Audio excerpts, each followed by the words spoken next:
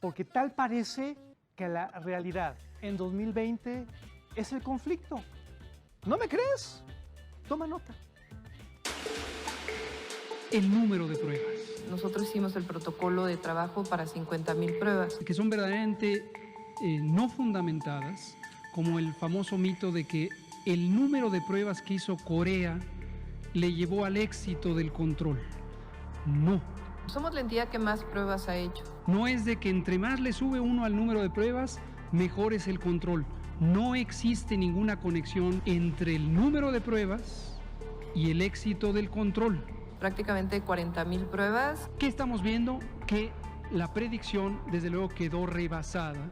Nosotros tenemos un modelo en donde no se han rebasado las predicciones. Te das cuenta de lo que está pasando aquí, ¿verdad? Conflicto, pero conflicto a gran escala. Conflicto que tiene que ver con COVID-19, conflicto que tiene que ver con la vida y con la muerte. Así o más duro. Hablemos de lo que está sucediendo aquí, hablemos de lo que está sucediendo alrededor de lo que afecta a tu vida y de la vida de millones de mexicanos. Lorian, buenas noches, ¿cómo estás? Hola, ¿qué tal? ¿Qué tal, Álvaro? Muy buenas noches. Gracias por la invitación. Es un placer, Lorian, tenerte aquí. Danos tu punto de vista sobre esto que estamos viviendo, sobre este choque de fuerzas. Por un lado está Hugo López-Gatell, por el otro Claudia Sheinbaum. ¿A quién le creemos, caray? Pues esa es una buena pregunta. Creo que es lamentable lo que está ocurriendo en todos los sentidos. La información que se está dando por parte del gobierno federal, desde luego, es una información sesgada, que, digo, no quisiera utilizar palabras exageradas, pero no creo que esté exagerando cuando digo que simplemente hay mentiras flagrantes que se están haciendo a diario por parte de la comunicación que emite el gobierno federal. Entonces, entre otras, este pequeño corto que acabo de escuchar sobre las pruebas, ¿no? El doctor López-Gatell sigue insistiendo, eh, sin tomar en cuenta ningún tipo de evidencia científica. Él insiste en que no hay evidencias científicas. Creo que abusa mucho de esa palabra. Una persona que dejó hace mucho tiempo, si es que alguna vez lo fue, de ser científico. Y es una persona, una figura política que actúa como tal, como un político, y no, pues, con la mano en la cintura miente, ¿no? A ver, las pruebas son muy importantes, Claro. muy, muy importantes. Pero claro, hay que contextualizar el uso de las pruebas. No es hacer pruebas por hacer pruebas, pero nadie jamás sugirió semejante cosa, ¿no? O sea, él dice, es que la gente dice que hay que hacer muchas pruebas nada más por hacer muchas pruebas. Nadie jamás ha sugerido semejante tontería. Lo que sí es que hay que hacer el número indicado de pruebas para poder controlar el problema. Lo que creo que pues es perfectamente obvio es que en nuestro país el problema de la pandemia no está ni siquiera cercano a estar controlado. Tenemos un problema que está creciendo cada día más, cada día más. Y bueno, el problema ya ahorita es tan grave que eh, simplemente poniéndolo en términos muy sencillos, el éxito o fracaso de las estrategias gubernamentales de cada país, cuando esta historia se termine de contar, existe una sola variable, y la variable es cuánta gente se murió.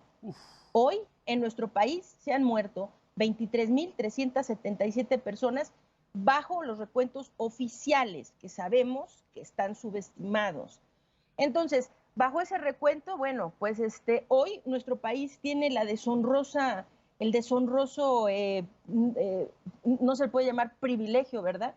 Pero tiene la deshonra, pues, de estar en el 7º lugar de 215 países a nivel mundial en el número de defunciones.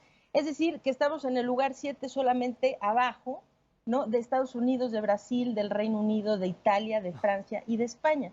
Pero vamos rápido corriendo para rebasar a Francia y España en menos de una semana ya los vamos a ver rebasado también a ellos, ¿no?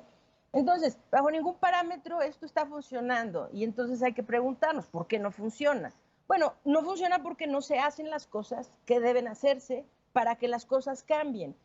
Es decir, se sigue esperando y mintiendo, lo digo con claridad, mintiendo, que de alguna manera se va a alcanzar un pico que nos han anunciado muchas veces con fechas arbitrarias que jamás han llegado y nos siguen diciendo que ahora, bueno, el pico viene pronto y que la pandemia va a concluir en octubre. Bueno, la gente que sí sabe matemáticas, ¿no?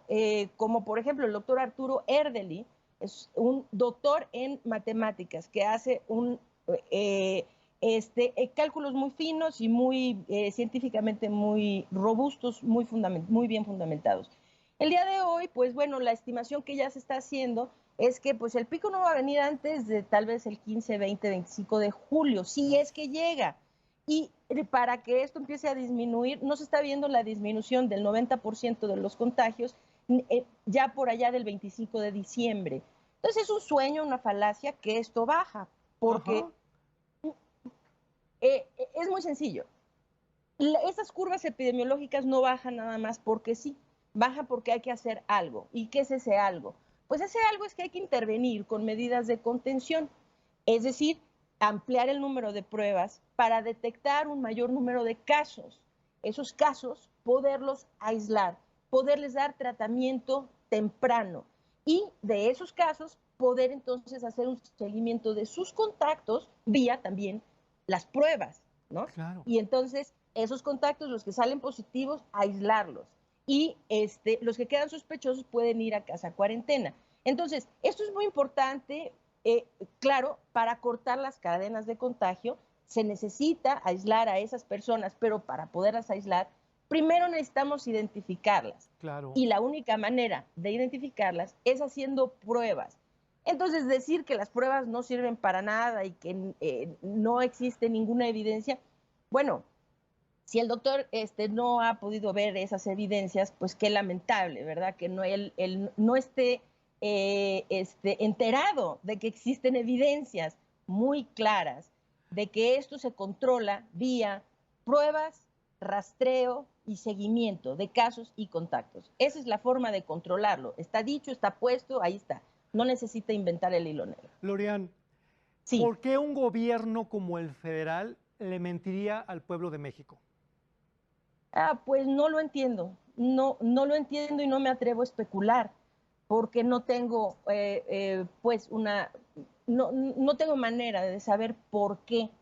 Pero pues es una pregunta que me hago todos los días, de hecho.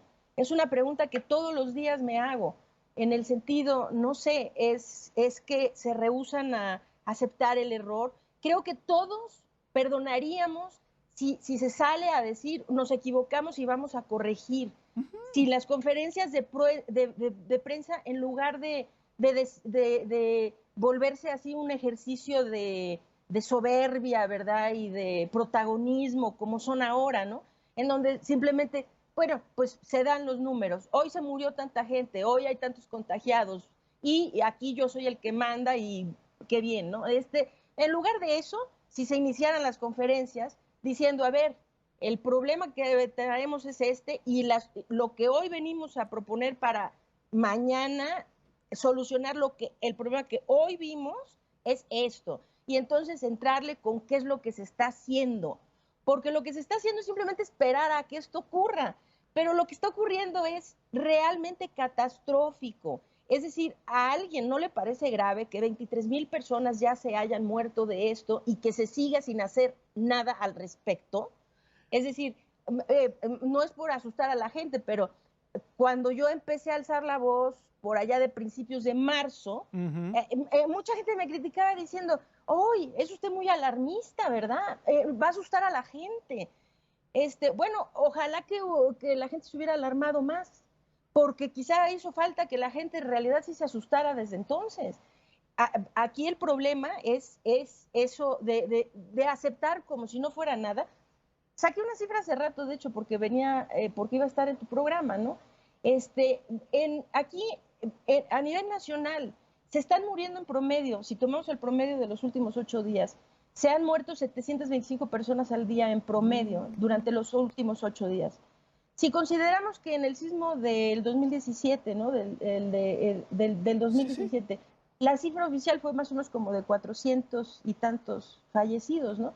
Y esa fue una gran tragedia. O sea, creo que todos dolimos por lo que había pasado. Si ahorita la gente nada más hay que aterrizar la magnitud, que diario se está muriendo casi el doble de las personas que murieron en ese sismo. Diario. Todos los días. Estamos como Diario. anestesiados. Yo no entiendo a dónde se fue nuestra Sí. capacidad de asombro. La verdad es que Sí. esto sí es terrible. ¿Qué piensas tú de la posición de Claudia Sheinbaum? Porque evidentemente hay un choque aquí. Hay un choque. Bueno, me dio mucho gusto cuando escuché a la doctora Sheinbaum hablar por primera vez, así, que se hizo un reconocimiento, ¿no? De vamos a ampliar el número de pruebas y vamos a empezar a hacer seguimiento de casos y contactos. Yo, justo ese día que salió esa noticia, había yo tenido un accidente, pues, no, y leí la noticia y pensé que me había confundido, ¿no? Ajá. Y no, era cierto. Bueno, qué gran alegría en realidad escuchar eso, ¿no? Yo he estado escuchando hablar a Eduardo Clark, que parece ser la persona que está asesorando a la doctora Sheinbaum en términos de esta como nuevo plan estratégico que quieren armar para hacer el seguimiento de casos y de contactos y demás, ¿no? Lo he escuchado hablar y se ve que el señor pues es una persona muy capaz, ¿no? O sea, Sí. que no es que no esté bien asesorada ni mucho menos, ¿no? Se ve que él sabe su negocio y lo está haciendo bien. Entonces, a ver, en principio creo que es una muy buena señal, creo que es algo muy positivo que por lo menos esté hablando de esto. A ver, ¿en dónde entonces, pero en dónde falla? Vamos, o sea, y perdón, no quiero aguar la fiesta, ¿no? Es decir, no es mi intención nada más estar criticando, pero creo que hay que hacer el señalamiento. Es muy positivo que se esté hablando de eso, pero el esfuerzo es demasiado modesto. El esfuerzo no es suficiente para hacer una diferencia real. Simplemente para puntualizar, el esfuerzo de lo que habla es de aumentar el número de casos, o sea, hacer las pruebas que ya se hacían, que eran aproximadamente 1,000 en la Ciudad de México por día, ¿no? Es un número bajísimo de pruebas. O sea, la gente necesita entender que de entrada es un número absurdamente bajo de pruebas. En todo el país se están haciendo en promedio 10,000 pruebas al día, ¿sí? Cuando pues este número debería ser exponencialmente mayor.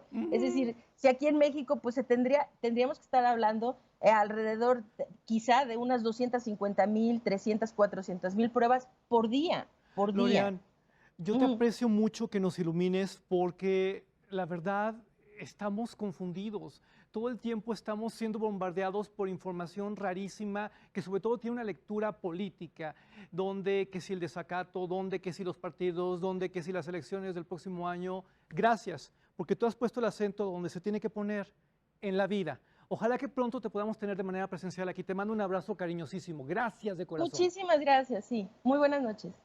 Hasta pronto, Lorian. ¡Wow!